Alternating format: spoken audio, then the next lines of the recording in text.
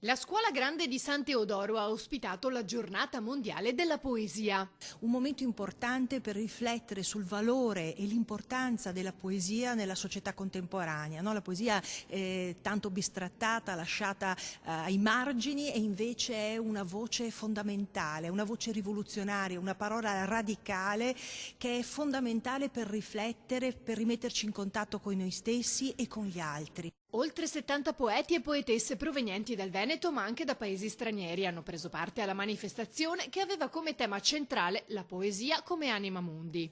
Non ho mai avuto un attaccamento tale alla poesia, ma sicuramente questo evento permetterà di cambiare la mia idea riguardo ad essa. Sinceramente finora ho sempre trovato interessanti soprattutto le poesie di periodo latino, perché nonostante la loro distanza temporale, per noi oggi rimangono comunque una cosa vicina a noi.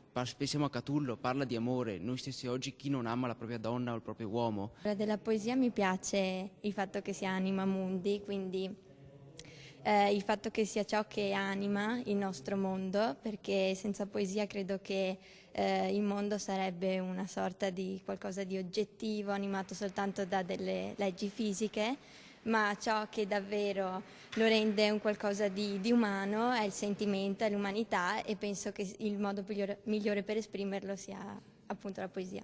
La poesia mi piace nel periodo simbolista, la poesia simbolista in particolare. Credo che possa essere importante per la società in generale far riacquisire un ruolo importante alla poesia nella vita sociale e culturale del nostro paese, della nostra Europa e del nostro mondo. Nel corso della giornata si sono svolte le premiazioni della prima edizione del concorso nazionale di critica poetica Gino Pastega. Un premio dedicato alla figura del medico e poeta Gino Pastega, che ha fondato la Giornata Mondiale della Poesia di Venezia, che è in collaborazione con l'UNESCO e con tante associazioni culturali.